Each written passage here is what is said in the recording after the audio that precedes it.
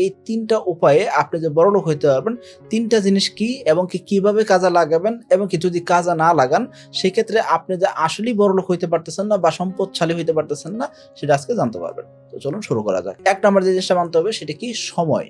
সময় অনুযায়ী আমাদের কাজ করতে হবে। রাইট ডিসিশন নিতে জানতে হবে। যখন আমাদের রাইট ডিসিশন নেওয়া দরকার সেই সময় আমাদের রাইট ডিসিশনটা নেওয়াটা খুবই জরুরি। এইজন্য বলা হয় যে it's high time. So it's high time কেন বলা হয়? অর্থাৎ এই সময়ে আপনাকে একটা সঠিক সিদ্ধান্ত নিতে হবে। এখন সম্পদশালী বা বড়লোক হইতে গেলে আপনাকে দ্বিতীয় যে জিনিসটা মানতে হবে সেটা কি? অভিজ্ঞতা অর্জন করতে হবে। টাকা কখনো অভিজ্ঞতা ছাড়া আসে না। সম্পদশালী হইতে চাইতেছেন অথবা বড়লোক হইতে চাইতেছেন তার মানে কি আপনি প্রথম ২ টা ধাপ দিয়ে অলরেডি কিছু টাকা কামাইছেন। সময় দিয়ে আপনি স্কিল শিখছেন বা সময় দিয়ে আপনি কোনো একটা কাজ করতেছেন সেখান থেকে কিছু টাকা উপার্জন করছেন।